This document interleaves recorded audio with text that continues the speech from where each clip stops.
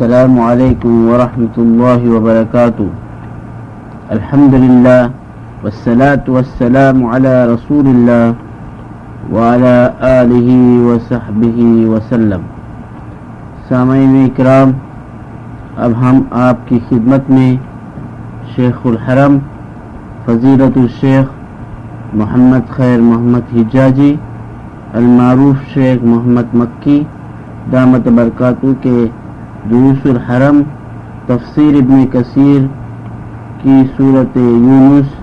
پیش کرنے کی سعادت حاصل کر رہے ہیں. اب آپ سورۃ یونس کی کیسٹ نمبر 1 سماعت فرمائے. آلہ واصحابہ اجمعین. اللهم صل على سيدنا محمد وعلى آل سيدنا محمد كما صليت على إبراهيم وعلى آل إبراهيم في العالمين إنك حميد مجيد. قال الله تبارك وتعالى في كلامه المجيد: أعوذ بالله من الشيطان الرجيم. بسم الله الرحمن الرحيم.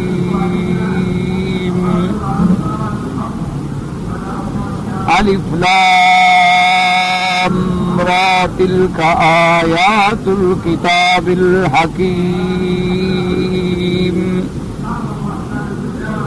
أكان للناس عجبا أن أوحينا إلى رجل منهم أن أنذر الناس وبشر الذين آمنوا أن لهم قدم صدق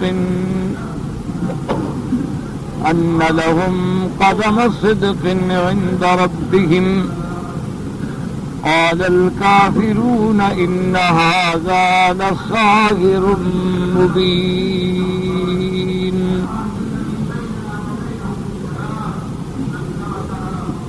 سورۃ یونس ان سورتوں میں سے ہے جو سور مکیہ کہلاتی ہیں. اللہ کے قرآن مقدس میں جتنی صورتیں ہیں ان کی تقسیم اس طرح ہے کہ بعض صورتوں کو سورت مکی کہا جاتا ہے اور بعض صورتیں جو ہیں ان کو سور مدنیہ کہا جاتا ہے. اور اس میں راجح قول جو ہے مفسرین کرام رحمت اللہ علیہم اجمعین کے پاس کہ جو صورتیں سرکار دو عالم سیدنا محمد الرسول اللہ صلی اللہ علیہ وعلا آلہ واصحابہ وسلم پر ہجرت سے پہلے اتری ہیں، چاہے وہ کسی مقام پہ بھی اتری ہیں. ہجرت سے پہلے والی جتنی صورتیں ہیں وہ سور مکیہ ہیں، اور حضور صلی اللہ علیہ وسلم کی ہجرت کے بعد جو صورتیں آپ پہ نازل ہوئی ہیں وہ چاہے کسی مقام پہ نازل ہوئی ہوں ان کو کہا جاتا ہے سورت مدنیہ،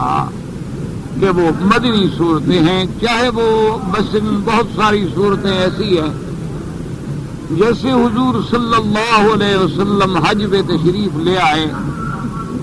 حجۃ الوداع کے موقع پر مینا میں نازل ہوئی، حالانکہ مینا تو مکے میں ہے. عرفات میں نازل ہوئی آیات. اور اسی طرح حضور صلی اللہ علیہ وسلم جب سفر میں ہیں تو راستے میں نازل ہوئی. اسی طرح حضور صلی اللہ علیہ وسلم جب عمرے کے لیے تشریف لے آئے اور آپ کو مشرکین مکہ نے راستے میں روک دیا، مقام حدیبیہ میں آپ کو روکا گیا، تو مقام حدیبیہ بالکل مکے میں ہے اور عین حد حرم کے باہر ہے، لیکن ان صورتوں کو بھی صورت مدنی کہا جاتا ہے کیونکہ وہ حضور صلی اللہ علیہ وسلم کی ہجرت کے بعد نازل ہوئی. آج کل تو الحمدللہ ثم الحمدللہ آسانی ہے کہ قرآن میں لکھ دیتے ہیں کہ یہ سورت مکیہ ہے یا سورت مدنیہ ہے، تو عام پڑھنے والے کو بھی اندازہ ہو جاتا ہے کہ یہ سورت جو ہم تلاوت کر رہے ہیں یہ مکی سورت ہے یا مدنی سورت. لیکن جب اس طرح کی تفسیر لکھی ہوئی نہیں ہوتی تھی تو اس کے لیے پھر علماء اور مفسرین نے فرمایا ہے کہ جن قرآن مقدس کی صورتوں میں صرف مسائل مہمہ جو سب سے اہم مسائل ہیں، جو سب سے بنیادی مسائل ہیں، ضروری مسائل ہیں، ان پر اگر ذکر ہے، جیسے مسئلہ توحید ہے، جیسے مسئلہ رسالت سیدنا محمد مصطفیٰ صلی اللہ علیہ وسلم ہے، اور یہ کہتا ہے کہ جب توحید کا مسئلہ ہوگا تو توحید کی ساری قسموں کے مسائل ہوں گے. توحید الوہیت کا ذکر بھی ہوگا، توحید ربوبیت کا ذکر بھی ہوگا، توحید فی الاسماء والصفات کا ذکر بھی ہوگا، اور جب توحید کا ذکر ہوگا تو لازمی بات ہے کہ شرک کا رد ہوگا. اسی طرح جب رسالت کا مسئلہ آئے گا، نبوت کا مسئلہ آئے گا، انبیاء علیہم الصلاۃ والتسلیم کی رسالت و نبوت کا اثبات ہوگا، تو انکار کرنے والوں کا رد بھی لازمی بات ہے کہ ہوگا. اور اسی طرح تیسرا مسئلہ جو ہے بنیادی، وہ ہے اثبات قیامت، اثبات معاد، کہ ہم نے مرنے کے بعد اٹھنا ہے، اور اس جہان فانی کے بعد آگے ایک اور دنیا اور ایک اور عالم ہے جس کا نام عالم آخرت. اور یہ دنیا جو ہے یہ دار العمل ہے، اور آخرت جو ہے وہ دار الجزا ہے، جس میں اللہ تبارک و تعالی اپنے بندوں کو جزا عطا فرمائیں گے اور مجرمین کو سزا عطا فرمائیں گے. تو یہ وہ تین مسائل ہیں بنیادی، یہ وہ تین مسائل ہیں جن پہ بنیاد ہے عقیدے کی، جن پہ بنیاد ہے نجات کی، کامرانی کی اور کامیابی کی. تو جن صورتوں میں ان مسائل پر گفتگو ہے تو وہ ظاہر ہے کہ یہ مکی صورتیں، کیونکہ حضور صلی اللہ علیہ وسلم کی ذات مبارک پر جتنے مسائل ہیں احکام کے، جیسے نماز کے احکام ہیں، جیسے روزے کے احکام ہیں، جیسے حج کے احکام ہیں، جیسے نکاح و طلاق کے احکام ہیں، جیسے میراث کے احکام ہیں، یا جیسے اللہ کے حدود ہیں قصاص میں، شرب خمر میں، قذف میں، یہ تمام شریعت کاملہ جو ہے وہ مدینے میں اتری ہے. تو اس لیے حضور صلی اللہ علیہ وسلم سرکار مدینہ رحمت للعالمین صلی اللہ علیہ وسلم نے نبوت ملنے کے بعد تقریباً 13 سال تک مکے میں ان تین مسائل پہ آپ نے زیادہ زور عطا فرمایا ہے، کیونکہ یہ بنیادی مسائل تھے. تو اللہ تبارک و تعالیٰ کے نبی کی بعثت کے بعد، یعنی آپ کو نبوت ملنے کے بعد سب سے اہم مسائل جو ہیں وہ یہ تین مسائل ہیں، جن پہ میرے آقا نے 13 سال تک مکہ مکرمہ میں تبلیغ فرمائی اور پوری امت کو ان مسائل کی دعوت دی. اور جب ہجرت کے بعد حضور صلی اللہ علیہ وسلم مدینہ منورہ میں تشریف لے گئے تو اب اللہ تبارک و تعالیٰ نے آپ پر شریعت کامل فرما دی، شریعت کو مکمل فرما دیا، اور تمام ضروری احکام جو قیامت تک امت کو پیش آنے والے تھے ان کے لیے اللہ نے قواعد بیان کر دی. تو اس لیے مفسرین کرام رحمت اللہ علیہم فرماتے ہیں کہ جب آدمی کسی سورت کی تلاوت کرے، اگر اس میں کہیں نماز کا ذکر ہے، کسی جگہ روزے کا ذکر ہے، کسی جگہ زکوٰۃ کا ذکر ہے، کسی جگہ اموال غنیمت کا ذکر ہے، کسی جگہ حدود و قصاص کا ذکر ہے، تو سمجھ لے کہ یہ مدنی صورتیں ہیں. اور اگر ان میں ان چیزوں کا ذکر نہیں ہے بلکہ زیادہ زور جو ہے وہ توحید اور رسالت اور معاد پر ہے تو وہ سمجھ لے کہ یہ مکی صورت ہے. تو اس لیے صورتوں کی تقسیم جو ہے یا صورتیں مکیہ کہلاتی ہیں اور یا صورتیں جو ہیں وہ مدنیہ کہلاتی ہیں. لیکن اب الحمدللہ ان چیزوں کی تحقیق کے لیے مشکل نہیں ہوتی کہ اللہ تبارک و تعالیٰ کی مہربانی سے اب جو قرآن پاک کی طباعت ہوتی ہے تو مصحف میں ہر صورت کے ساتھ وضاحت کر دی جاتی ہے کہ یہ صورت مکیہ ہے یا یہ صورت جو ہے وہ مدنیہ ہے. اور اسی طرح یہ بات بھی یاد رکھیں کہ کبھی صورتوں کی آیات میں اختلاف ہوتا ہے. اس کی وجہ یہ ہوتی ہے کہ قراء کے نزدیک بعض اوقات ہم جو آیت پڑھ رہے ہیں ہم اسے ایک شمار کرتے ہیں، لیکن ان کے نزدیک درمیان میں وقفہ سے وہ 2 آیتیں شمار ہوتی ہیں۔ تو اس لیے بعض آیات کا اختلاف اس لیے ہوتا ہے، ورنہ اللہ کا قرآن جو ہے اس کا ایک ایک حرف جو ہے وہ محفوظ ہے، اور اللہ تبارک و تعالی نے اس کی حفاظت کی خود ذمہ داری لی ہے، اور قیامت تک اللہ کا قرآن اپنے الفاظ کے ساتھ، اپنے معانی کے ساتھ ہر لحاظ سے کامل بھی ہے، مکمل بھی ہے اور محفوظ بھی ہے۔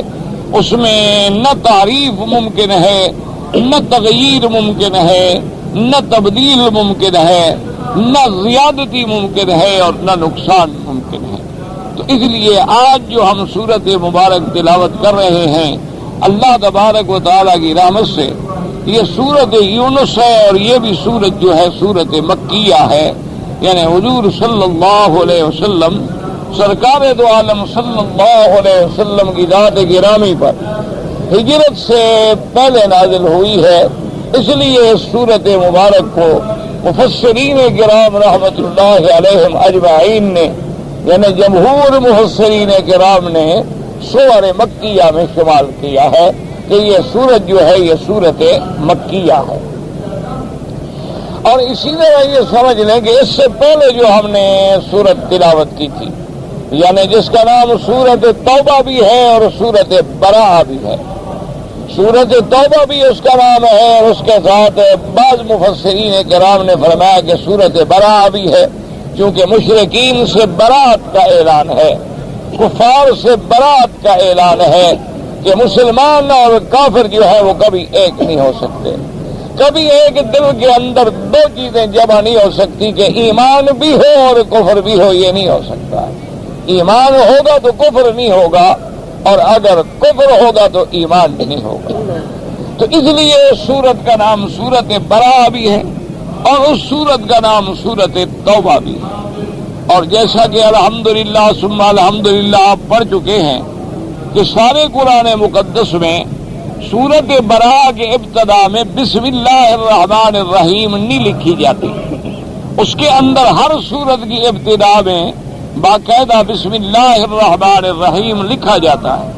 لیکن سورت براءہ میں اور سورت توبہ کی ابتدا میں بسم اللہ الرحمن الرحیم نہیں لکھا جاتا۔ تو اس کی وجہ ہمیشہ کے لیے الحمدللہ دماغ میں رکھ لیں کہ یہ کوئی ایسی بات نہیں کہ اگر کوئی بسم اللہ الرحمن الرحیم پڑھے گا تو منع ہے، یا اگر کسی نے بسم اللہ الرحمن الرحیم پڑھ کے وہ سورت شروع کی ہے، جیسے بعض لوگ سمجھتے کہ یہاں بسم اللہ پڑھنی ہی نہیں ہے، تو یہ غلط بات ہے۔ وہ بھی اللہ تبارک و تعالیٰ کے قرآن کی ایک سورت ہے، اس میں بسم اللہ الرحمن الرحیم نہ لکھنے کی وجہ جو ہے صحابہ کی احتیاط ہے کہ جب سیدنا عثمان رضی اللہ تعالی عنہ کے زمانے میں قرآن پاک کو مدون کیا گیا، قرآن پاک کو جمع کیا گیا، اور یہ جمع قرآن کا کام جو ہے سیدنا صدیق رضی اللہ تعالی عنہ کے دور سے شروع ہوا ہے، اور سیدنا عثمان کے دور میں مکمل ہوا ہے، یعنی کامل کام جو ہے وہ آ کے سیدنا عثمان کے دور میں ختم ہوا، لیکن اس کی ابتدا جو ہے وہ سیدنا ابو بکر رضی اللہ تعالی عنہ کے دور میں، اور اس کی ابتدا کی وجہ جو ہے وہ سیدنا امیر المؤمنین عمر بن الخطاب رضی اللہ تعالی عنہ ہے، کیونکہ سیدنا عمر رضی اللہ تعالی عنہ نے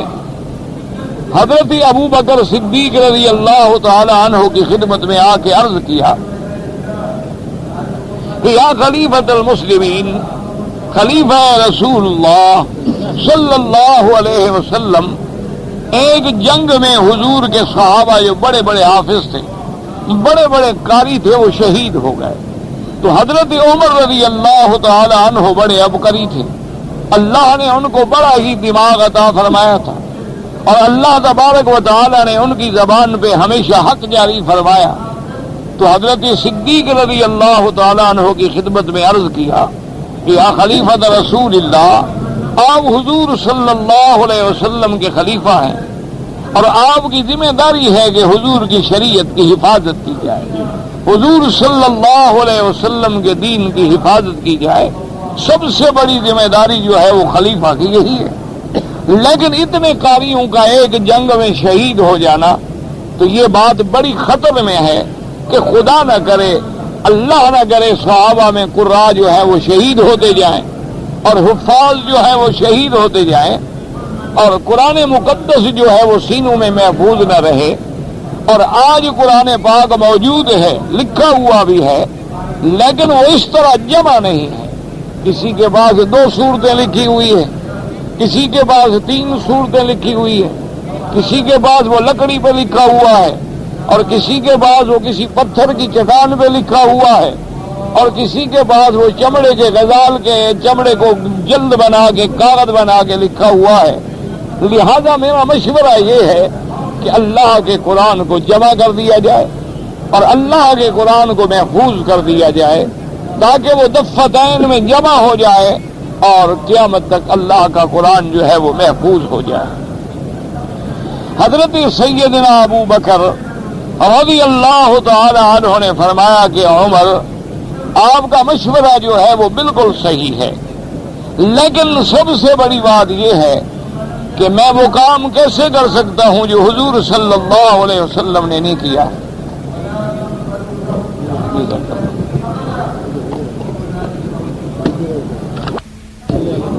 اللہم صلی علی سیدنا محمد وعلی آل سیدنا محمد وبارک وسلم علیہ۔ تو سیدنا ابو بکر رضی اللہ تعالی عنہ نے ارشاد فرمایا کہ امیر المومنین حضرت عمر رضی اللہ تعالی عنہ کہ یہ بات ایسی ہے، آپ کا مشورہ بالکل صائب ہے، آپ کی رائے مبارک جو ہے وہ بالکل درست ہے۔ اللہ کے قرآن کی حفاظت کی ہماری ذمہ داری ہے، لیکن جو کام حضور سرکار دو عالم نے اپنی زندگی میں نہیں فرمایا، حضور صلی اللہ علیہ وسلم حکم دے دیتے تو حضور کی زندگی مبارک میں قرآن جمع ہو جاتا۔ تو جب حضور نے وہ کام نہیں کیا تو ابو بکر کیسے جرأت کرے کہ ایک ایسا کام کرے جو حضور صلی اللہ علیہ وسلم نے نہیں فرمایا؟ تو اسی سے آپ اندازہ لگا لیں کہ صحابہ کتنے محتاط ہیں اور کتنے متبع ہیں سنت محمد مصطفیٰ صلی اللہ علیہ وآلہ آلہ واصحابہ وسلم۔ تو حضرت عمر نے عرض کیا کہ آپ خلیفہ رسول اللہ ہیں،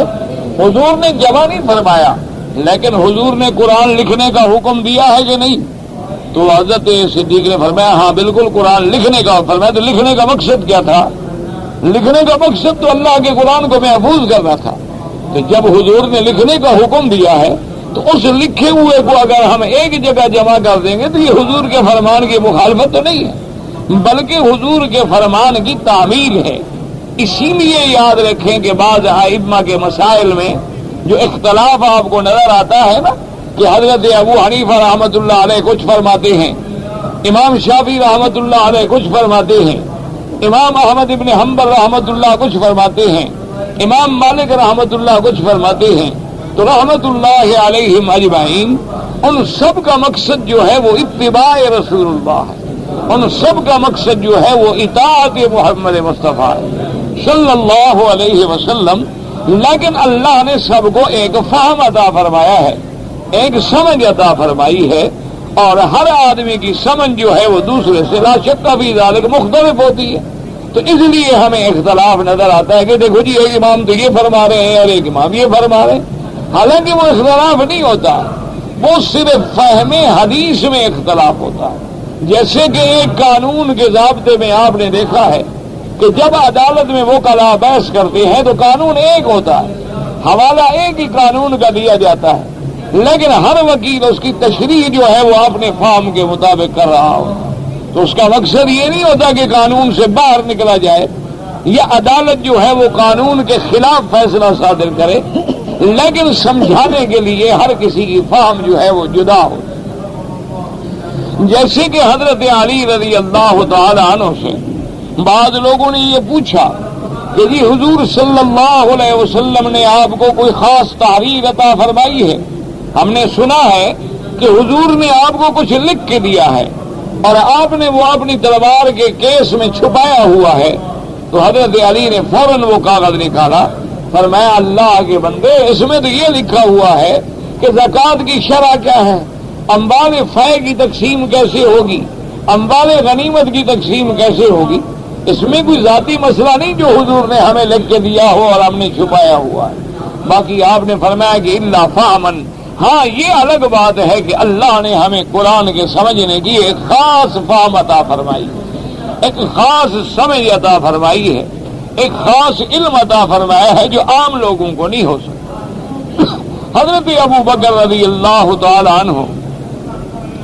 اپنی محتاط طبیعت کے مطابق آپ نے فرمایا کہ بہرحال مجھے اس مسئلے میں سوچنے دیں۔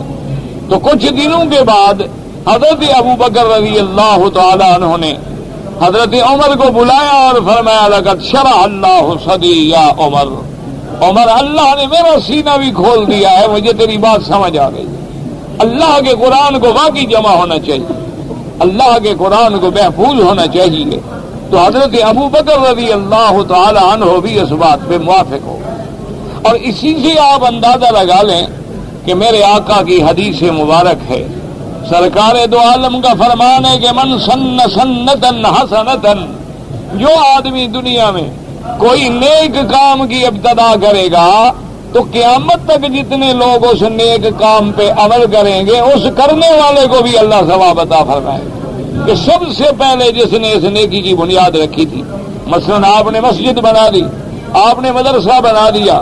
آپ نے کوئی سبیل لگا دی، اب قیامت تک جو لوگ پڑھتے رہیں گے، جو نماز پڑھتے رہیں گے، جو عبادت کرتے رہیں گے، تو اس بنیاد رکھنے والے کو بھی اللہ ثواب عطا فرمائے گا۔ اسی سے آپ اندازہ لگا لیں کہ حضرت صدیق کے زمانے سے لے کر آج تک اور آج سے لے کر قیامت تک جو لوگ بھی قرآن پڑھیں گے اس کا ثواب حضرت عمر کو ملے گا، کہ سب سے پہلے حضرت عمر رضی اللہ تعالی عنہ نے مشورہ عطا فرمایا۔ تو اسی سے اندازہ فرمائیں کہ شان عمر کتنی بلند ہو جائے گی کہ ہر قرآن پڑھنے والا جہاں قرآن پڑھ رہا ہے لیکن ثواب حضرت عمر کو بھی جا رہا ہے اور تمام صحابہ رضوان اللہ علیہم اجمعین کو بھی جا رہا ہے۔ تو حضرت صدیق نے حکم دیا اور قرآن کو جمع کرنے کا کام شروع ہوا۔ حضرت ابی بن کعب، حضرت زید بن ثابت اور بڑے بڑے جلیل القدر صحابہ، بڑے بڑے قراء جو ہیں انہوں نے قرآن کو جمع کرنا شروع فرمایا اور تمام مختلف لوگوں سے صورتیں جمع کی، اور پھر جیسے کہ حضور نے فرما دیا تھا کہ فلاں صورت کو فلاں صورت کے بعد رکھا جائے اور فلاں صورت کو فلاں صورت کے بعد رکھا جائے، تو یہ ترتیب جو ہے یہ بھی اللہ کی طرف سے ہے۔ یاد رکھیں یہ ترتیب صحابہ کی طرف سے نہیں ہے، یہ ترتیب بھی اللہ تبارک و تعالیٰ کی طرف سے ہے کہ پہلے مثلا سورت فاتحہ ہے، اس کے بعد سورت بقرہ ہے، اس کے بعد سورت آل عمران ہے، اسی طرح سورت نساء ہے، مائدہ ہے، انعام ہے، انفال ہے اور سورت براءہ ہے، اس کے بعد سورت یونس ہے۔ یہ ترتیب بھی اللہ تعالیٰ کی طرف سے۔ اور اسی طرح یہ بھی یاد رکھیں کہ قرآن میں جو آیتیں ہیں اس کی ترتیب بھی اللہ تعالیٰ کی طرف سے، کیونکہ چند آیتیں مثلا مکے میں نازل ہوئیں، چند آیتیں مدینہ منورہ میں نازل ہوئیں، چند آیتیں سفر میں نازل ہوئیں، تو فوراً جبریل امین حضور کی خدمت میں آ کے عرض کرتے تھے کہ یا رسول اللہ صلی اللہ علیہ وسلم انتدع آیت کذا فی صورت کذا، اس آیات کو فلاں صورت مبارک میں رکھا جائے اور فلاں موقع پہ رکھا جائے۔ تو اس لیے ہمیشہ اللہ کے قرآن کو سمجھنے کے لیے اپنے دماغ میں یہ بات یاد رکھ لیں کہ ترتیب آیات بھی اللہ کی طرف سے ہے اور ترتیب سور جو ہے یعنی صورتوں کی جو ترتیب ہے یہ بھی اللہ تعالیٰ کی طرف سے۔ اور اسی طرح یہ بات بھی یاد رکھیں کہ جب قرآن اترا ہے تو ایک الگ ترتیب ہے اور جب قرآن جمع ہوا اور پڑھا گیا ہے تو الگ ترتیب ہے۔ اب آپ دیکھیں کہ میرے آقا جب غار حرا میں تھے تو سب سے پہلے جو آیات اتری ہیں وہ اقرأ باسم ربک الذی خلق ہے، اس کے بعد سورت مزمل ہے، اس کے بعد سورت مدثر ہے اور پھر زمانہ فطرت ہے۔ لیکن جب ہم پڑھتے ہیں تو سورت مدثر اور سورت مزمل تو قرآن کے آخر میں ہیں، اور سورت بقرہ جو ہے یہ مدنی سورت ہے جو ہجرت کے بعد نازل ہوئی، لیکن پڑھنے میں وہ مقدم ہو گئی اور لکھنے کے اترنے کے اعتبار سے وہ مؤخر صورتوں میں تھی، تو یہ ترتیب بھی اللہ تبارک و تعالیٰ کی طرف سے۔ اور اس میں بھی یاد رکھیں کہ حکمت ہے، جب قرآن نازل ہوا ہے تو سامنے کفار تھے، مشرکین مکہ تھے، اور مدینہ منورہ میں مقابلے پہ یہود و نصارہ تھے، لیکن جب اسلام قائم ہو گیا، دائم ہو گیا، تو اب ان کو احکام کی ضرورت ہے، مسائل کی ضرورت ہے، شریعت کی ضرورت ہے، اس لیے وہ مدنی صورتیں مقدم ہو گئیں اور مکی صورتیں جو تھیں وہ مؤخر ہو گئیں۔ مکی صورتیں بعض اوقات بالکل آخر میں ذکر کی گئی، کیونکہ وقت نزول کی کیفیات و حالات الگ تھے، اور اس کے بعد کی جو ترتیب ہے اس کے حالات الگ تھے، لیکن یہ دونوں ترتیبیں جو ہیں وہ اللہ کے حکم سے ہیں اور حضور صلی اللہ علیہ وسلم کے فرمان مبارک سے۔ اور اسی کے ساتھ یہ بات بھی یاد رکھ لیں کہ بہت سارے دشمنان اسلام، دشمنان دین جو ہے وہ دنیا میں مستشرقین ہیں، یہود و نصارہ ہے، اور اسی طرح فرقہ ضالہ ہیں، وہ لوگوں کے دماغوں میں یہ شبہات بھی ڈالتے ہیں کہ اگر قرآن اللہ کا کلام ہے، لیکن اس میں تو ہمیں ترتیب سمجھ نہیں آتی کہ کبھی ایک بات ہو رہی ہوتی ہے اور اس کے بعد پھر دوسری بات آ جاتی، اور اس کے بعد پھر تیسری بات آ جاتی ہے، کبھی مقدم کو مؤخر کر دیا جاتا ہے اور مؤخر کو مقدم کر دیا جاتا ہے، یعنی کبھی حضور صلی اللہ علیہ وسلم کا ذکر پہلے آ جاتا ہے اور نوح علیہ السلام کا ذکر بعد میں آ جاتا ہے، حالانکہ نوح علیہ السلام پہلے رسول ہے اور سرکار دو عالم آخری رسول ہے۔ تو اس لیے کفار اور خاص طور پہ یہودی قلمکار جو ہیں وہ مسلمان نوجوانوں کے ذہن میں، جو ہماری اولادیں یونیورسٹیوں میں کالجوں میں پڑھتے ہیں بیچارے، اور جن کی پوری زندگی انگریزی اسکولوں کے بہور میں گھومتی ہے، ان کے دماغوں میں وہ تشویش ڈال دیتے ہیں کہ دیکھو جی اللہ کا کلام کیسے ہو سکتا ہے، اللہ پاک تو بھولنے سے پاک ہے، اللہ تبارک و تعالیٰ تو نسیان سے پاک ہے،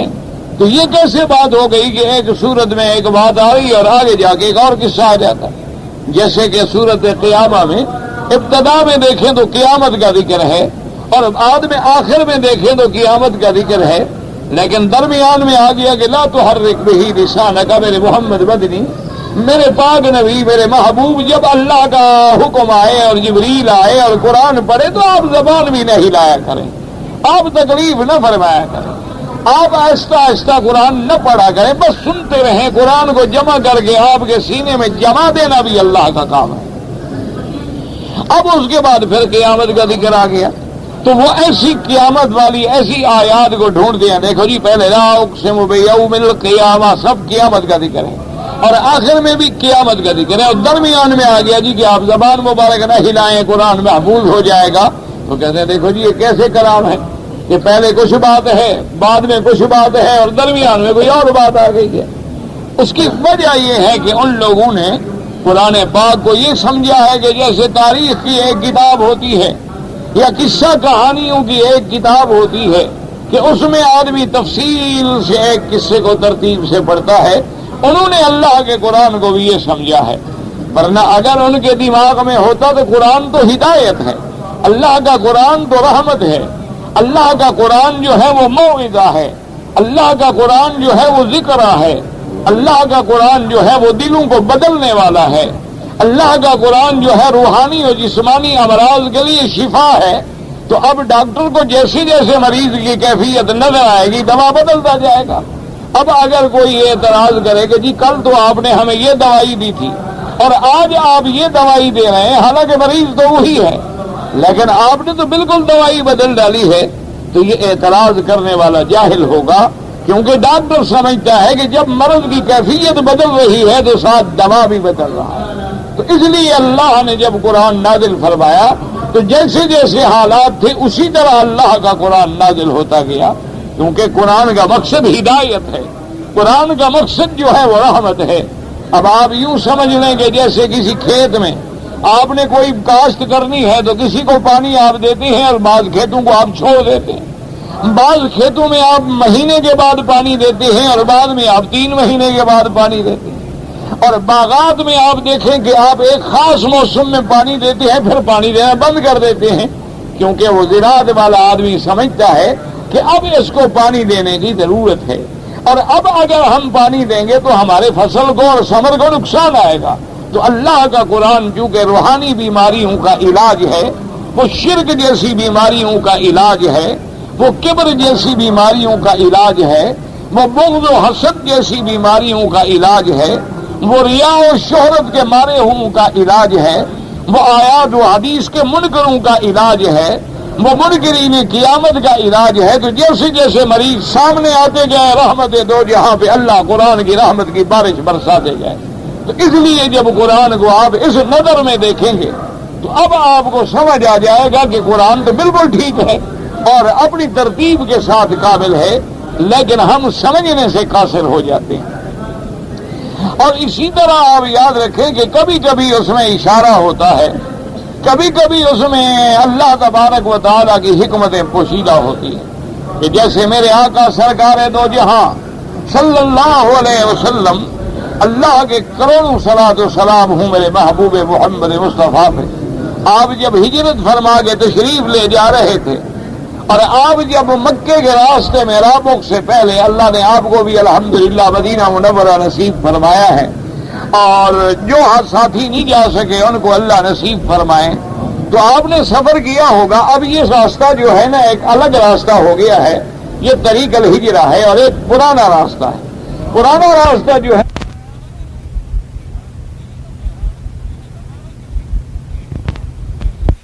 سے گزرتا ہے. اصل وجہ یہ ہے کہ یہ نیا راستہ جو ہے اس کا نام بھی طریق الہجرت ہے. اس حکومت اسلامیہ نے کوشش کی کہ ایک تو نئے راستے کو حضور کی ہجرت کے نام سے منسوخ کر دیا، اور دوسرا یہ کوشش کی کہ ہم اپنی طرف سے محنت کر کے اور قرآن و حدیث و تاریخ کی روشنی میں اس راستے کو ایسے متعین کریں جو حضور کے سفر کے مطابق زیادہ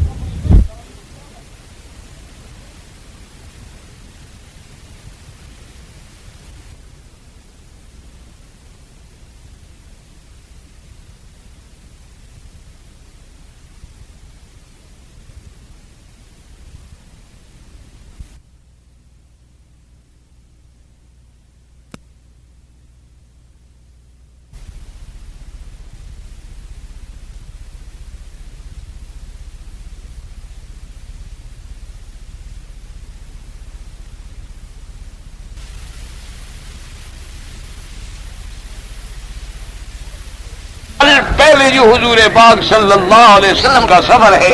لیکن احادیث مبارک میں جن جن وادیوں کا ذکر آیا ہے، جیسے وادی صرف کا ذکر قرآن حدیث میں موجود ہے، جہاں بی بی میمونہ کی قبر ہے، حضور کی بیوی ہے، حضور کی زوجہ مطہرہ ہے رضی اللہ تعالی عنہا، تو اس جگہ کا نام وادی صرف ہے. تو اب وادی صرف جو ہے اس کا ذکر حدیثوں میں موجود ہے. اسی طرح وادی قدید ہے، عثمان ہے، اسی طرح بدر صغرا ہے، بدر کبرا ہے، اسی طرح راہا ہے، تیمہ ہے. ان کا ذکر قرآن مقدس میں حدیث مبارک میں موجود ہے.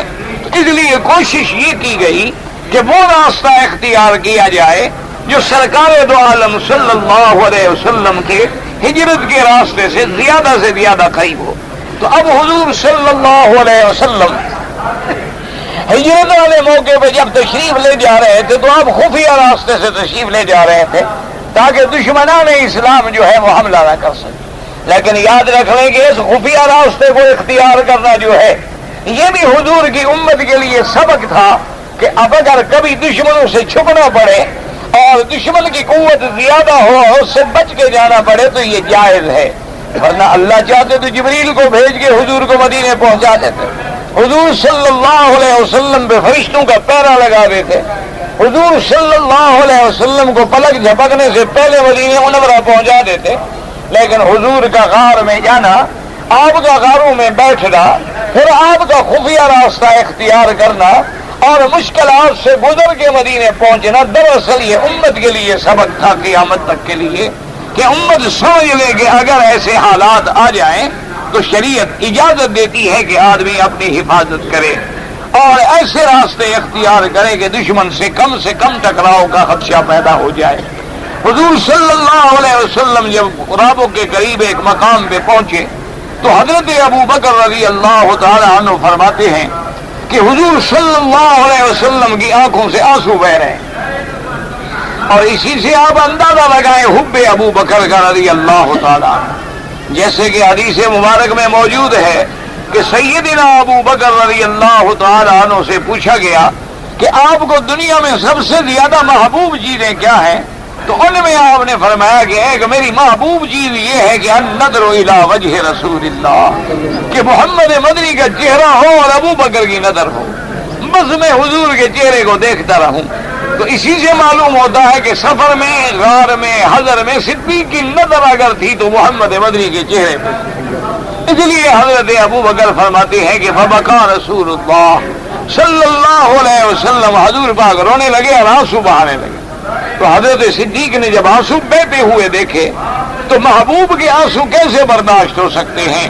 تو فوراً عرض کیا کہ یا رسول اللہ ماذا یبکیکا، آپ کو کون سی چیز ہے جو رلا رہی ہے؟ مجھے بھی تو بتایا تھا کہ میں بھی آپ کے غم میں شریک ہو جاؤں۔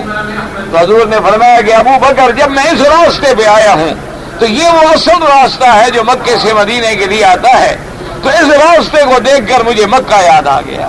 تو یہ آنسو میرے جو ہیں وہ مکے کے فراق میں بہ رہے ہیں کہ میں مکے کو چھوڑ کے جا رہا ہوں، اور مکہ جو ہے میرا سب سے محبوب مقام ہے، اور مکہ جو ہے وہ ساری دنیا کی کائنات کی زمین میں اب سب سے افضل زمین ہے، تو میں اللہ کے گھر کی یاد میں آنسو بہا رہا ہوں۔ حضور صلی اللہ علیہ وسلم اسی سفر میں ہے اور اللہ نے قرآن نازل فرما دیا ان الذی فرض علیک القرآن لرادک الی معاد۔ اللہ نے فرمایا جبریل جا کے میرے مدنی پاک سے کہہ دیں کہ وہ پروردگار عالم جس نے آپ پر قرآن نازل کیا ہے اور قرآن کو آپ کے لیے دین اور شریعت کا مدار قرار دیا ہے، اللہ تبارک و تعالیٰ فرماتے ہیں کہ ہم آپ کو پھر لوٹائیں گے اپنی جگہ پر، آپ غم نہ فرمائیں۔ یہ نہیں کہ آپ ہمیشہ کے لیے مکے سے جدا ہو رہے ہیں، بلکہ آپ کو ہم پھر لائیں گے مکے میں۔ تو اب علماء یہ فرماتے ہیں کہ حضور کو تو یہ کہہ دیا جاتا نا کہ حضور آپ غم نہ فرمائیں، آپ بالکل غم نہ کریں، ہم آپ کو مکے میں لے آئیں گے، لیکن قرآن اتارنے کے ذکر کرنے کی کیا ضرورت تھی؟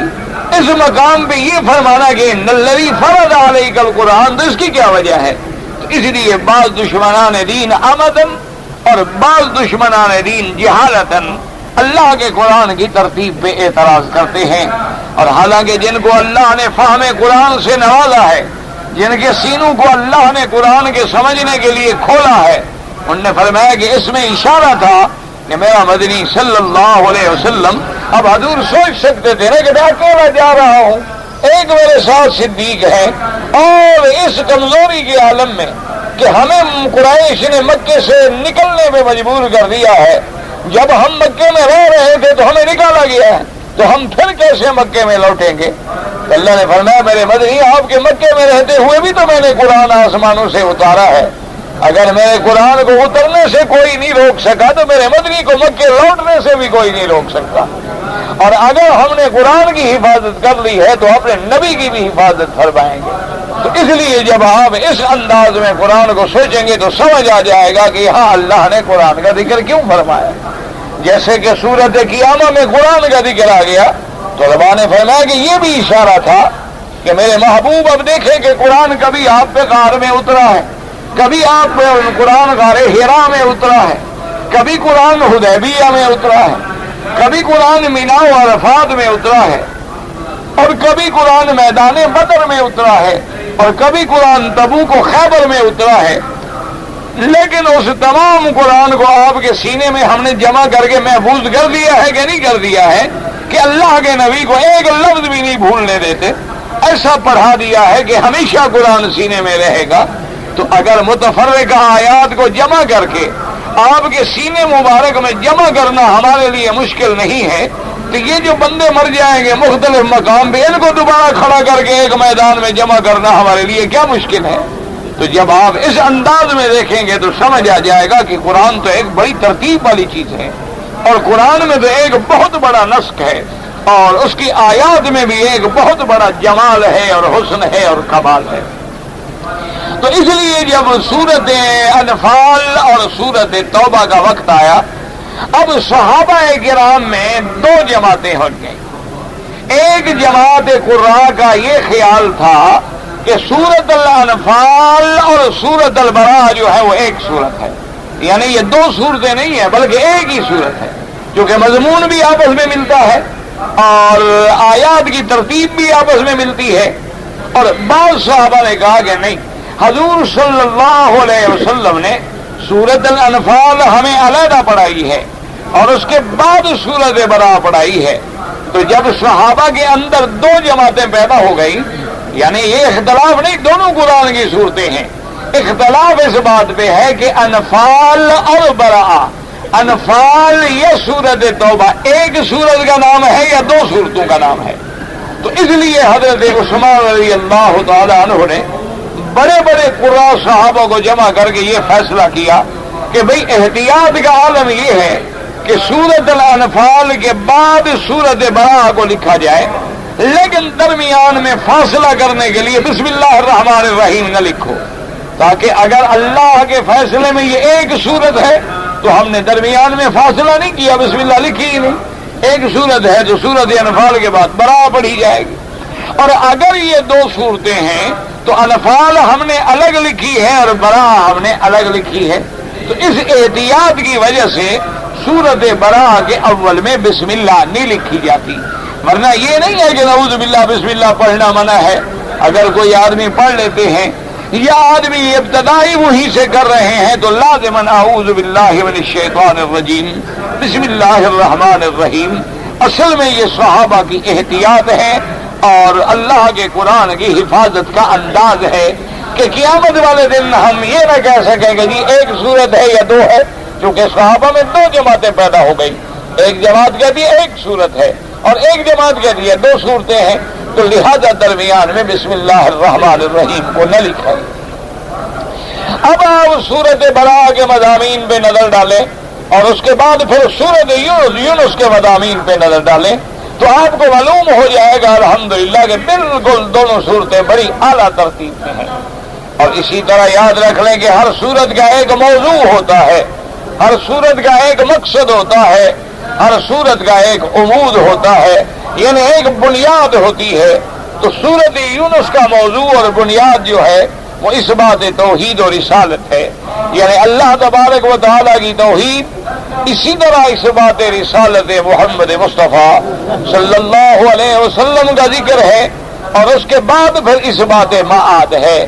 یعنی قیامت کا ذکر ہے۔ تو یہ سورت مبارک بھی سور مکیہ میں ہے اور اس کے اندر بھی وہی تین مسئلے ہیں بنیادی، یعنی مسئلہ توحید، مسئلہ نبوت و رسالت اور مسئلہ معاد۔ یاد رکھ لیں یہ تین مسئلے ہیں دراصل۔ اس کو علماء کرام فرماتے ہیں الایمان بالثلاثیات، اور بعض علماء نے فرمایا الاصول الثلاثہ، وہ تین بنیادی اصول جو ہے دین اسلام کے، وہ کیا ہے؟ وہ یہ تین ہیں۔ اور ایک بات ہمیشہ دماغ میں رکھ لیں کہ اگر ان تین مسئلوں میں کسی ایک مسئلے میں بھی ذرا سا تذبذب آ جائے یا شک آ جائے تو بندہ مسلمان نہیں رہے گا۔ یعنی اگر اللہ کی توحید میں بھی مذبذب ہے، اللہ کی توحید میں بھی وہ ڈھیلا ویلا ہے کہ کبھی اللہ کو بھی پکار لیا اور کبھی غیروں کو بھی پکار لیا، اللہ کو بھی نفع نقصان کا مالک سمجھ لیا اور کبھی بندوں کو بھی نعوذ باللہ سمجھ لیا، اللہ کو بھی حاجت روا مان لیا اور بندوں کو بھی مشکل کشا مان لیا، اسی طرح تو پھر وہ آدمی مومن نہیں بن سکتا ہے، کیونکہ یہ بنیادی مسئلہ ہے اور اسی لیے اللہ کے پیغمبر بھیجے گئے۔ اور اسی طرح اگر انبیاء اور رسولوں کی رسالت میں، انبیاء کی نبوت میں انسان کا عقیدہ جو ہے وہ اللہ نہ کرے ڈھیلا ویلا ہے کہ بعض اوقات نعوذ باللہ وہ نبوت کا منکر ہے تب بھی کافر ہے، بعض اوقات وہ نبوت کا تو قائل ہے لیکن اللہ کی انبیاء کی بشریت کا منکر ہے، وہ کہتے ابھی نبی جو ہے وہ بشر نہیں ہوتے بلکہ انبیاء جو ہیں اور خاص طور پہ حضور دو عالم جو ہیں وہ تو نور ہیں اور اللہ کے نور کا ٹکڑا ہے،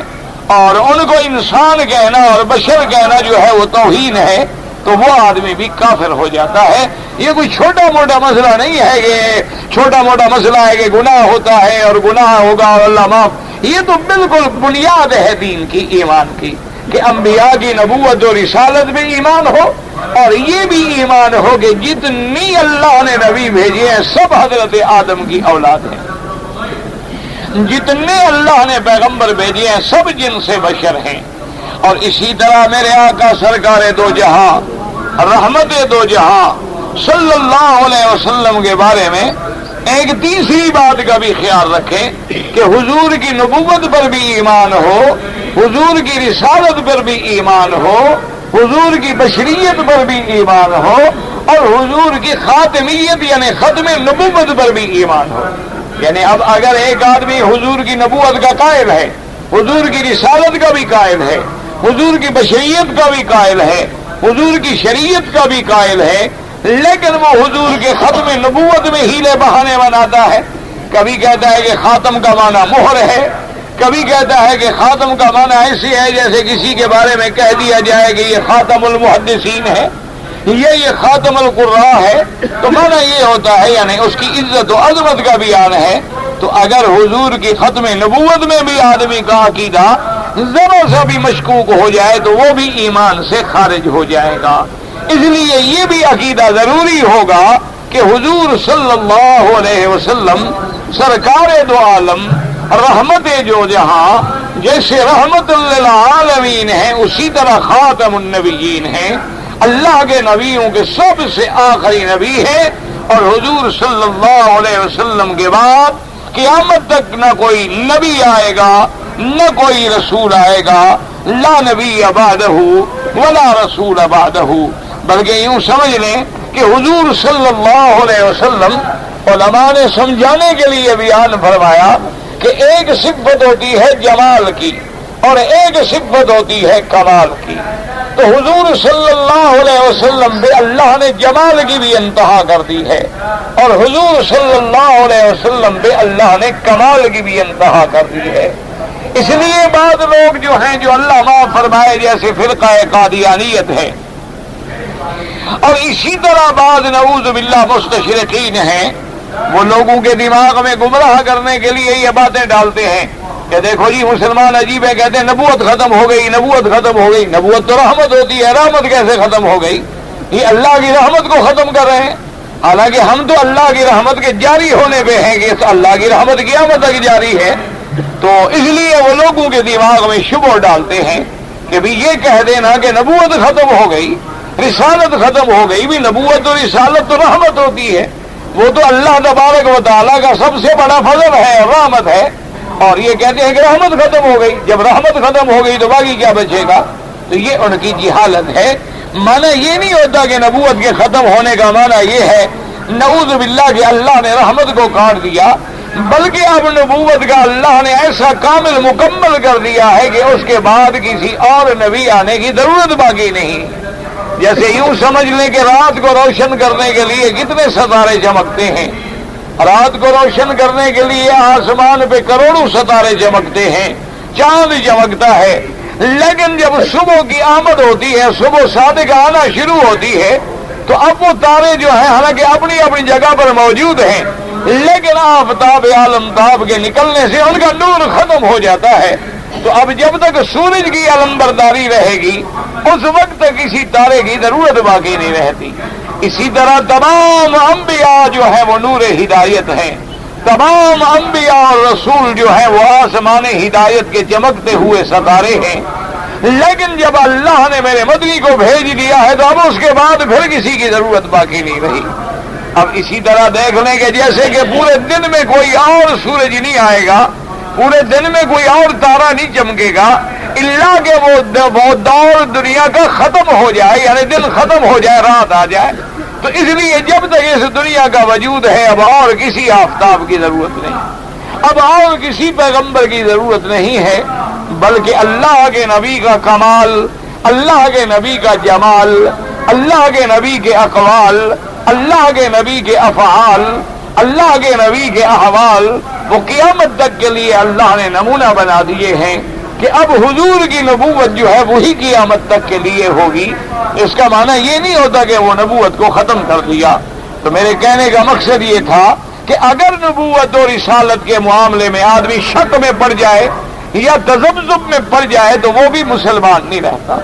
اور اسی طرح تیسرا مسئلہ ہے قیامت. قیامت کا معنی یہ ہے کہ یہ عالم دنیا فنا ہوگا،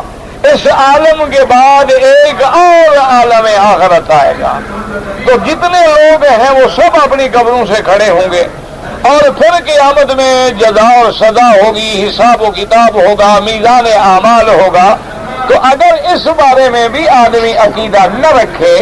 یا ڈھل مل ہو جائے، جیسے بعض کافر کہتے تھے کہ ہم مرنے کے بعد نہیں اٹھیں گے، اور بعض کافر کہتے تھے کہ مرنے کے بعد اٹھیں گے، لیکن بہرحال اب جیسے ہم مزے میں ہیں اسی طرح آخرت میں بھی مزے میں ہوں گے، اور بعض کافر کہتے تھے کہ اٹھیں گے تو ضرور لیکن ہمیں عذاب نہیں ہوگا، اتنے دن عذاب ہوگا جتنا ہمارے ماں باپ نے بت پرستی کی تھی۔ تو اس قسم کے شکوک و شبہات میں پڑ جائے، یا کوئی آدمی اس شبوں میں پڑ جائے کہ قبروں سے کیسے نکلیں گے اور میزان کیسے ہوگا، عمل تو ہم نے دنیا میں کیا، عمل ہمارے ختم ہو گئے، جب عمل ختم ہو گئے تو تولے کیا جائیں گے، میزان کیا کیا جائے گا، یا اسی طرح اس کو شبہ ہو جائے کہ وہ نامہ اعمال کیسے ہوگا، تو وہ بھی مومن نہیں ہوگا۔ تو تین بنیادی مسئلے ہمیشہ کے لیے یاد رکھ لیں۔ سب سے پہلا مسئلہ کیا ہے؟ اللہ کی توحید، کہ آدمی اللہ کی وحدانیت، اللہ کی الوہیت، اللہ کی ربوبیت اور اللہ کے اسماء و صفات، اور اسی طرح دوسرا مسئلہ کیا ہے؟ نبوت و رسالت، اور تیسرا مسئلہ کیا ہے؟ تیسرا مسئلہ یہ ہے کہ اس بات بعد مسئلہ ہے قیامت۔ ان تینوں چیزوں پر ایمان جو ہے وہ ضروری ہے۔ اور اب جو ہم سورت تلاوت کر رہے ہیں، جس کا ہم نے آج سبق الحمدللہ شروع کیا ہے، تو یہ سورت یونس ہے۔ اب اس کے الفاظ پہ غور کریں اور دیکھیں اللہ کے قرآن کا شان اور اعجاز کیسے ہے۔ الف لام را تلک آیات الکتاب الحکیم اکان للناس عجبا ان اوحینا الى رجل منهم ان انذر الناس وبشر الذين آمنوا ان لهم قدم صدق عند ربهم قال الكافرون ان هذا لساحر مبين۔ اب اللہ کے قرآن میں غور کریں، اس میں جو ذکر ہے وہ میرے مدنی کی صلی اللہ علیہ وسلم کی بشریت کا اس بات ہے۔ اس سے پہلے جو ہم نے آیتیں پڑھی تھی، اللہ نے سورۃ براء کس پہ ختم کی؟ لقد جاءکم رسول من انفسکم عزیز علیہ ما عنتم حریص علیکم بالمؤمنین رؤوف رحیم فإن تولوا فقل حسبي الله لا إله إلا هو عليه توكلت وهو رب العرش العظيم۔ وہاں بھی اللہ نے ذکر کیا کہ تم میں رسول بھیجا میں نے تم میں سے، لقد جاءکم، اللہ نے فرمایا کتنی پکی بات ہے، لام ابتدائیہ، قد حرف تحقیق ہے، اور بعض علماء فرماتی ہیں کہ قسم ہے۔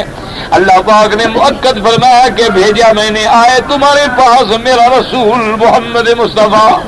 صلی اللہ علیہ وسلم من انفسکم، تم میں سے، تمہاری جنس میں سے، جنس بشر میں سے۔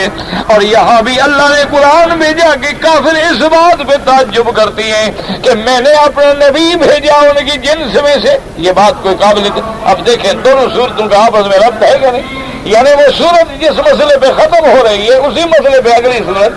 شروع ہو رہی ہے، تو اس کو کہتی ہیں کہ ربط بین الصور، کہ اس سورت کی آخری آیتیں اور سورت یونس کی پہلی آیتیں جو ہے وہ آپس میں مربوط ہیں۔ وہاں بھی بشریت محمد مصطفیٰ، بشریت انبیاء علیہم الصلاۃ والتسلیم کا ذکر ہے، اور اس سورت کے اول میں بھی وہی بشریت انبیاء اور بشریت محمد مصطفیٰ صلی اللہ علیہ وسلم کا ذکر ہے۔ لیکن اس سورت کی ابتدا جو ہے فرمایا الف لام را. یاد رکھیں کہ پورے قرآن میں کہیں فرماتے ہیں الف لام میم، اور کہیں اللہ فرماتے ہیں الف لام میم صاد، اور کہیں اللہ فرماتے ہیں نون والقلم وما یسطرون، اور کہیں فرمایا قاف والقرآن المجید، اور کہیں فرماتے ہیں حامیم، اور کہیں فرماتے ہیں حامیم عین سین قاف، اور کہیں فرماتے ہیں کاف ہا یا عین صاد. یاد رکھیں یہ حروف کیا ہے؟ حروف مقطعات ہیں. مقطعات کا کیا معنی ہے؟ ایک ایک حرف الگ الگ پڑھے نا، الف لام را، تو الف لام را الگ الگ حرف ہے. تو اس میں راجح قول یاد رکھ رہے کہ یہ سارے جو قرآن میں حروف مقطعات ہیں، کہیں مفرد حرف ہے، کہیں ثنائی ہے، کہیں ثلاثی ہے، کہیں رباعی ہے، کہیں خماسی ہے، کہیں سداسی ہے. ان سب حروف کے بارے میں مفسرین کرام یہ ارشاد فرماتی ہیں کہ اللہ عالم، ان کے معنی کی جو حقیقت ہے وہ اللہ تبارک و تعالی جانتے ہیں کہ ان حروف کے مقصد لانے کی وجہ کیا تھی. اور اب دو قول ہیں. بعض علماء فرماتی ہیں کہ اللہ نے اپنے پیارے نبی محمد مصطفیٰ صلی اللہ علیہ وسلم کو ان حروف مقطعات کے بارے میں بھی علم عطا فرما دیا تھا. اور بعض فرماتی ہیں کہ اللہ نے کسی کو علم نہیں دیا، وہ اللہ خود جانتے ہیں. یعنی حضور کو علم دیا گیا لیکن امت کو نہیں بتلایا گیا، کیونکہ ہمیشہ یاد رکھیں کہ حضور کی امت کو وہ باتیں بتلائی جاتی ہیں جس کی امت کو ضرورت ہو. تو انشاءاللہ زندگی باقی تو بات باقی. رمضان المبارک میں عمرہ کرنا جو ہے، حدیث میں آتا ہے کہ سرکار دو عالم صلی اللہ علیہ وسلم نے فرمایا کہ جو شخص رمضان میں عمرہ کرے گا، یعنی کیا معنی، اپنے وطن سے آ کر اپنے میقات سے احرام باندھ کے عمرہ کرنا جو ہے،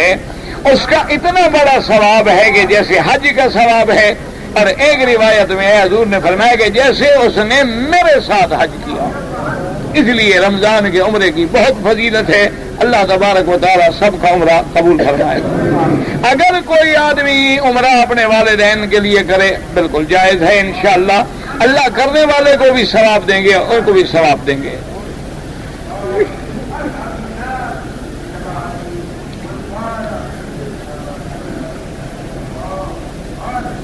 ایک آدمی اگر مکہ سے عمرہ کر کے مدینہ منورہ گئے، وہاں 6 دن قیام کرنے کے بعد ان لوگوں نے یہ نیت کر لی کہ ہم مکے پہنچیں گے، سارا دن آرام کریں گے اور پھر مسجد عائشہ سے عمرہ کر لیں گے. یہ کوئی گھر کا مسئلہ تو نہیں تھا نا جی. مدینہ منورہ سے آتے ہوئے ذل حلیفہ جو ہے وہ میقات ہے، وہاں سے بغیر احرام کے تجاوز کر کے جو آئے ہیں وہ ایک ایک بکری بطور دم ادا کریں. یہ نہیں ہے اپنی مرضی کے ہم جائیں گے، ہم سو جائیں گے، آرام کریں گے، پھر جب اٹھیں گے تو فلاں جگہ سے عمرہ کر لیں گے. یہ تو اپنے گھر کا مسئلہ ہو گیا. جیسے اپنے ملک سے آتے ہوئے میقات سے تجاوز کرنا جائز نہیں ہے، اسی طرح جب مدینہ منورہ سے آئیں گے تو وہ بھی میقات ہے اور بغیر احرام کے تجاوز کرنا جائز نہیں ہے. الا کوئی آدمی ذاتی کام کے لیے گیا ہے یا جو لوگ گاڑیاں چلاتے ہیں، ڈرائیور ہیں، روزانہ آتے جاتے ہیں، ان کے لیے تو گنجائش ہے. لیکن جو لوگ آئے بھی عمرے کے لیے ہیں، گئے بھی زیارت کے لیے ہیں اور کوئی مقصد بھی نہیں ہے، اگر وہ عمرہ چھوڑیں گے تو ان کو ایک دم دینی ہوگی. عمرہ کرنے والے کے لیے باب العمرہ سے داخل ہونا کوئی ضروری نہیں ہے. یہ کوئی مسئلہ نہیں ہے کہ آدمی باب العمرہ سے داخل ہو،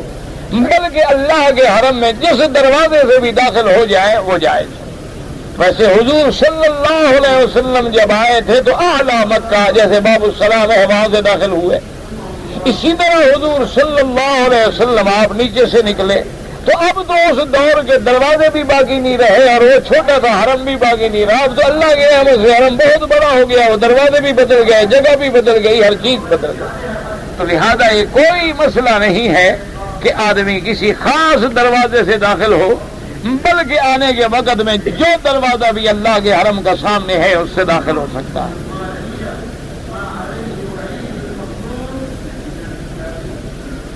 نماز جنازہ کے اندر اگر حنفی مسلک والے حضرات ہیں، امام ابو حنیفہ رحمۃ اللہ علیہ کی فقہ پہ عمل کرنے والے، تو وہ پہلی تکبیر میں ثنا پڑھیں گے، دوسری میں درود پڑھیں گے اور تیسری میں دعا پڑھیں گے۔ اور امام شافعی اور امام احمد بن حنبل رحمۃ اللہ علیہ فرماتے ہیں کہ پہلی تکبیر کے بعد فاتحہ پڑھیں گے اور دوسری تکبیر کے بعد درود شریف پڑھیں گے اور تیسری تکبیر کے بعد دعا پڑھیں گے، کیونکہ ان کے نزدیک نماز جنازہ جو ہے وہ بھی ایک نماز ہے اور نماز میں ان کے لیے فاتحہ پڑھنا ضروری ہے۔ امام ابو حنیفہ رحمۃ اللہ علیہ موطا امام محمد میں ایک حدیث موجود ہے جس میں یہی ترتیب بیان کی گئی کہ ثنا ہے اور درود ہے اور اس کے بعد دعا ہے۔ اگر کسی آدمی پہ غلطی کرنے سے، واجب چھوڑنے سے دم پڑ جائے تو کتنی عرصے میں ادا کرے؟ جتنی جلدی ہو سکے بہتر ہے، لیکن تاخیر ہو جائے تو کوئی حرج نہیں۔ یعنی ابھی پیسے نہیں ہیں،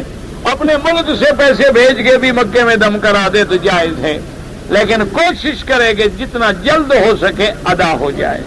اور جس آدمی پہ دم پڑ جائے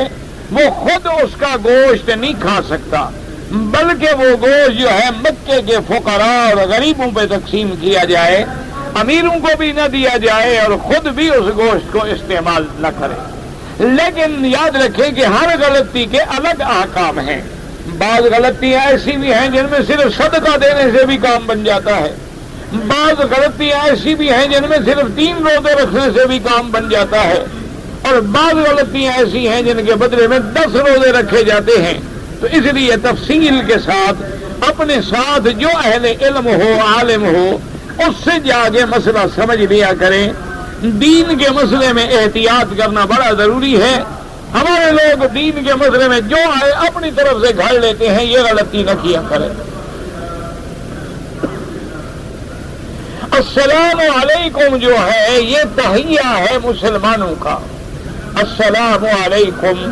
دوسرا جواب میں کہے گا وعلیکم السلام ورحمۃ اللہ وبرکاتہ۔ تو یہ اللہ کے قرآن میں ہے کہ تحیتہم یوم یلقونہ سلام، اور اسی طرح یہ تحیہ ہے ملائکہ کا، اسی طرح یہ تحیہ ہے اہل جنت کا،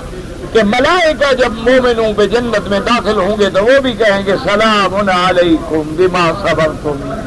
اور اللہ تبارک و تعالیٰ بھی اپنے بندوں پہ فرمائیں گے سلام قولا من رب الرحیم۔ تو اس لیے کافروں کو السلام علیکم نہیں کہا جاتا، بلکہ اگر کافروں کو آپ کو خط بھی لکھنا پڑے تو حدیث مبارک میں ہے کہ میرے آقا یہ لکھتے تھے والسلام علی من اتبع الہدی، اللہ کی طرف سے سلام بھی اس پہ ہو جو ہدایت کی اتباع کرنے والا ہے، لیکن کسی کافر کو آپ السلام علیکم نہیں کہیں گے۔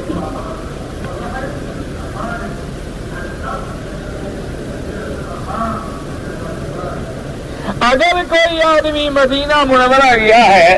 اور گیا بھی زیارت کے لیے ہے اور واپسی پہ عمرہ باندھ کے نہیں آیا تو میں نے عرض کر دیا ہے کہ عمرہ بھی قضا کرے اور ایک بکری بطور دم بھی ادا کرے۔ واللہ تعالی عالم علمہ وتم۔